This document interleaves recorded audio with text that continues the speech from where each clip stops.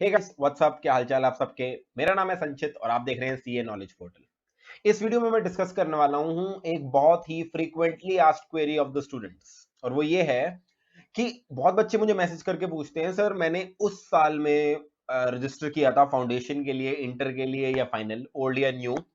फिर सर मैं 2-3 साल के लिए सीए कंटिन्यू नहीं कर पाया because of X Y Z reason. अब मैं फिर से सीए देना चाहता हूं एक दो अटेम्प्ट बाद सीए के एग्जाम, तो क्या मुझे रजिस्ट्रेशन फिर से करनी पड़ेगी या वो पुरानी रजिस्ट्रेशन मेरी चल जाएगी। नए स्टूडेंट्स जो एंटर करते हैं सीए में, उनका भी ये डाउट होता है, सर अगर नवंबर अटेम्प्ट क्लियर नहीं हो पाया तो मई अटेम्प्ट के लिए फिर से तो फीस नहीं भरनी पड़ेगी। तो इस तरह के सारे डाउट्स आपके इस वीडियो में क्लियर हो जाएंगे। वीडियो को लास्ट तक देखना, आप फाउंडेशन वाले हो, इंटर वाले हो या फाइनल वाले हो। सबसे पहली बात, सीए में रजिस्टर करना अलग बात होती है, एग्जाम देना अलग होती है। ये चीज अपने दिमाग में सेट कर लो। रजिस्टर होने का मतलब होता है जो भी आप रिक्विजिट फीस आईसीआई को पे कर रहे हो, जैसे फाउंडेशन की लगभग 9200 फीस है, इंटर की 18200 की फीस है, और फाइनल की मेरे को श्योर नहीं है बट लगभग 18-20 हजार ही है। तो जब आप ये फीस पे कर देते हो, that is when you are considered to be registered with ICAI for that course. Exam जब भी देने होते हैं उसके लिए एक अलग फॉर्म फिल करना होता है जिसको बोलते हैं एग्जाम फॉर्म। एग्जाम फॉर्म के साथ एक फीस अलग जाती है। फाउंडेशन लेवल पे 1500 रुपए की एग्जाम फीस होती है। इंटर और फाइनल लेवल पे अगर आप एक ग्रुप दे रहे हो तो 1500 रुपए की एग्जाम फीस होती है, दो ग्रुप दे रहे हो तो 3000 रुपीज की एग्जाम फीस होती है आपकी। तो exam fees is separate and registration is separate. तो मैं यहां बात कर रहा हूं रजिस्ट्रेशन की। अब रजिस्ट्रेशन कितने समय के लिए वैलिड होती है, उसके लिए आप आईसीआई की वेबसाइट पे जाओ तो फ्रीक्वेंटली आस्क्ड क्वेश्चंस आपको मिलेंगे। फ्रीक्वेंटली आस्क्ड क्वेश्चन का पहला क्वेश्चन ही आपकी इस क्वेरी का आंसर है। क्वेश्चन देखो क्या है, what is the validity period for CA, CPT या फाउंडेशन, इंटरमीडिएट या फाइनल रजिस्ट्रेशन। तो ध्यान से देखो, वैलिडिटी कितनी है फाउंडेशन के लिए। सीपीटी तो खत्म हो गया, फाउंडेशन की रजिस्ट्रेशन की वैलिडिटी है 3 साल। इंटर की या आईपीसीसी की रजिस्ट्रेशन की वैलिडिटी थी है 4 साल, और फाइनल की वैलिडिटी है 5 साल। जिस भी दिन आप रजिस्टर कराओ उससे 3 साल, 4 साल या 5 साल, एज द केस में भी आपकी रजिस्ट्रेशन वैलिड रहेगी, डिपेंडिंग ऑन आप फाउंडेशन में हो, इंटर में हो या फाइनल में हो। सर इसका मतलब थोड़ा और विस्तार से बताइए। इसका मतलब मैं आपको एक एग्जांपल लूं। अगर किसी बच्चे ने नवंबर 2020 के अंदर रजिस्टर कराई है, लेट से पहले एग्जांपल ले लेते हैं फाउंडेशन का। फाउंडेशन में आपने रजिस्टर कराया है जून 2020 के अंदर, तो अब आप जून 2023 तक ये आपकी रजिस्ट्रेशन वैलिड रहेगी। इसका मतलब जून 2023 तक, नवंबर 2020, मई 21, नवंबर 21, मई 22, नवंबर 22 और मई 2023, इन एग्जाम्स में से कभी भी अपीयर हो सकते हो। एक बार फेल हो गए, बार बार अपीयर हो सकते हो। आपको रजिस्ट्रेशन फीस पे करने की जरूरत नहीं है। हर बार जब आप किसी एग्जाम में अपीयर होगे, सिर्फ और सिर्फ एग्जाम फीस पे करने की जरूरत है, एग्जाम फॉर्म भरने की जरूरत है।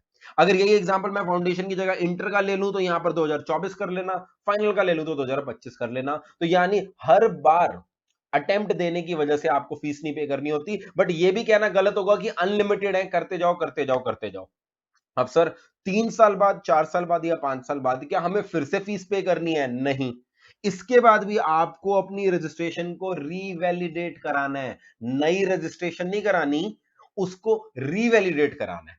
रीवैलिडेशन का सर प्रोसेस अलग है। यस, बिल्कुल सिंपल प्रोसेस है। और यहां पर आपकी फीस पता कितनी लगती है? फाउंडेशन में सिर्फ 300 रुपए, इंटर में सिर्फ 400 रुपए और फाइनल में सिर्फ 500 रुपए। यानी फिर से वो 9,000 रुपए या 18,000 रुपए पे करने की जरूरत नहीं है। आपकी रजिस्ट्रेशन सिर्फ रीवैलिडेट करानी है 3 साल की एक्सपायरी पे, 4 साल पे या 5 साल पे। इसीलिए कुछ लोग कई बार बोलते हैं कि सीए में अनलिमिटेड अटेम्प्ट है। अनलिमिटेड अटेम्प्ट इसलिए क्योंकि आपकी रजिस्ट्रेशन एक्सपायर भी हो जाए, सिर्फ 300, 400 या 500 रुपए के अंदर वो रीवैलिडेट हो जाती है। और रीवैलिडेट होने के बाद फिर से आपको नया 3 साल का पीरियड मिल जाता है, फिर से आप हर बार एग्जाम फॉर्म भर के अपना अटेम्प्ट दे सकते हो। तो आई होप आपको ये बात तो क्लियर होगी होगी। नेक्स्ट डाउट ये आता है बच्चों का, सर हमें पता कैसे चले कि हमारा वैलिडेशन किस दिन खत्म होने वाला है? हमें तो याद ही नहीं हमने किस दिन रजिस्टर कराया था। तो उसका भी तरीका बता देता हूं।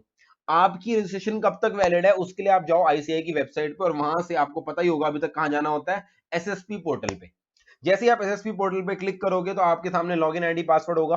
अगर अभी आपने रिसेंटली 2-3 साल में रजिस्टर किया है तो आपको पता हो इसका लॉगिन आईडी पासवर्ड आपने ऑलरेडी क्रिएट कर रखा होगा, क्योंकि रजिस्ट्रेशन करवाते समय ही वो रजिस्टर होने के बाद आपको लॉगिन आईडी पासवर्ड देते हैं। लॉगिन आपका टिपिकली क्या होता है, NRO CRO SRO number @ICI.in, password आपका इनिशियल फोन नंबर आता है, बाद में आपको वो पासवर्ड चेंज करने के लिए बोलते हैं, तो आपने ऑलरेडी पासवर्ड चेंज कर रखा होगा।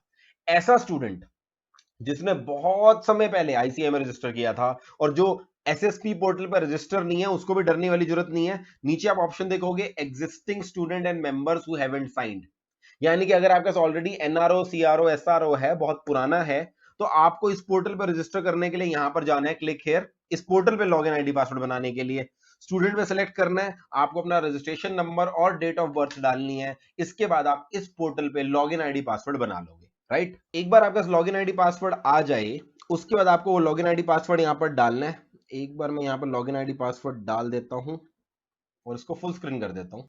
Once you will log in, इस तरह के आपको दो ऑप्शंस आ रहे होंगे, digital learning hub and SSP portal. Of course आपको कहाँ पे जाना है, आपको जाना है एसएसपी पोर्टल पे, तो क्लिक हेयर पे आप प्रेस करेंगे। उसके बाद 5-10 सेकंड की प्रोसेसिंग होने के बाद आपको इस तरह की विंडो दिखेगी। इस विंडो के अंदर आपको टॉप लेफ्ट कॉर्नर में अपना नाम वगैरह, आपका रजिस्ट्रेशन नंबर सब दिख रहा होगा। यहां पर अगर आप देखोगे राइट हैंड साइड पे, तो आपको पता लग जाएगा आप कौन से कोर्स के लिए रजिस्टर्ड हो। जैसे कि स्टूडेंट जिसके लिए मैंने एंटर किया है वो न्यू फाउंडेशन में, फाउंडेशन न्यू कोर्स में रजिस्टर्ड है और उसने अभी अभी रजिस्ट्रेशन कराई है 2 जून 2020 को। तो अगर आप ध्यान से देखो 2 जून 2020 के बाद 3 साल बाद की कोर्स वैलिड अप टू की ऑलरेडी यहाँ पर डिटेल दे रखी है। तो कोई भी स्टूडेंट ये चेक करना चाहता है कि वो वैलिड है या उसकी रजिस्ट्रेशन इनवैलिड हो गई है, वो यहाँ से चेक कर सकता है। और जहां तक मुझे पता है, इनवैलिड होने के बाद यहाँ पर जो एक्टिव लिखा आ रहा है ना, यहाँ पर भी लैप्स्ड वर्ड लिखा आएगा, लैप्स्ड वर्ड। तो उससे आपको पता लग जाएगा आपकी रजिस्ट्रेशन वैलिड है या इनवैलिड हो गई है। एक तरीका तो ये है चेक करने का, दूसरा तरीका भी बता देता हूं मैं आपको। आप अंदर जाके भी चेक कर सकते हो। उसके लिए आपको जो ये ऑप्शन है ना स्टूडेंट साइकिल, इस पे क्लिक करना होगा, फिर अंदर जाकर आपको सारी डिटेल दिख जाएंगी। स्टूडेंट साइकिल में जब आप प्रेस करोगे, अंदर विंडो में आप देखोगे तो आपको यहाँ पर सारी डिटेल्स अपनी दिख रही होंगी रजिस्ट्रेशन के बारे में। इसके अंदर आपको पहली चीज यहाँ पे दिख जाएगी कि आपकी रजिस्ट्रेशन प्रोविजनल है या फाइनल है। फाइनल ही होगी मोस्ट प्रोबेबली, प्रोविजनल तब होती है जब आपने रजिस्टर करते समय अपनी मार्कशीट फाइनल अपलोड ना करी हो। Once you have uploaded the final marksheet, आपको आपकी रजिस्ट्रेशन प्रोविजनल नहीं रहेगी, वो फाइनल हो चुकी होगी। अब यहाँ पर अगेन आपको डेट दे रखी होगी किस दिन आपने रजिस्टर किया। यहाँ पे आप 3 साल 4 साल या 5 साल जोड़ के ऑटोमेटिकली अपनी वैलिडिटी पता कर सकते हो। इसके बाद बेसिक डिटेल के बाद फिर से यहाँ पर करंट कोर्स डिटेल्स में आपको बता रखा होगा कि आपने कब एनरोल किया है और कब आपकी एक्सपायरी है।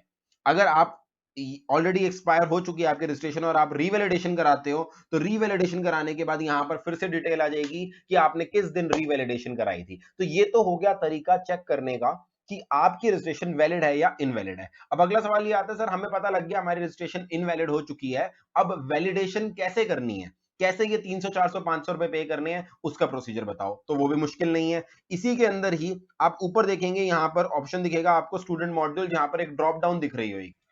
इस ड्रॉप डाउन में आप जाओगे तो यहाँ पर आपको ऑप्शन दिखेगा अदर फॉर्म्स। वैसे अगर आपकी रजिस्ट्रेशन अगर इनवैलिड होगी है तो आपको अदर फॉर्म्स में ही एक कॉलम दिखेगा, एक ऑप्शन दिखेगा course रीवैलिडेशन form.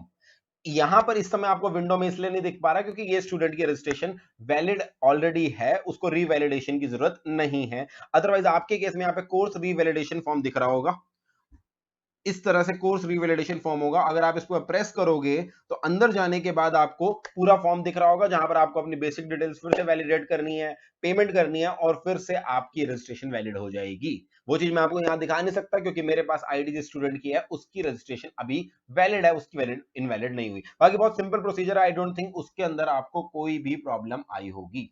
So this was my short video regarding the most common query जो मेरे को पिछले दिनों में आई है।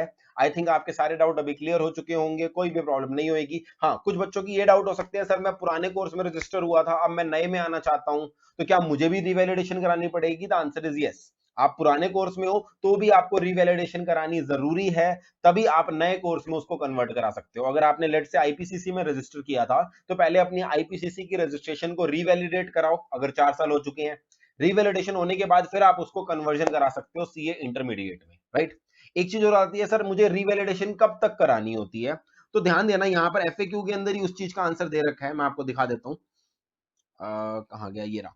अगर आप नवंबर में एग्जाम देना चाहते हो, लेट्स से मैं इसी बात का एग्जांपल ले लेता हूं, नवंबर 2020 में एग्जाम देना चाहते हो, आपको पता होगा इस नवंबर 2020 के एग्जाम फॉर्म अगस्त महीने में आते हैं, और अगर आपकी रजिस्ट्रेशन इनवैलिड हो रही है अगस्त के महीने में, तो वो आपको एग्जाम फॉर्म ही नहीं भरने देंगे।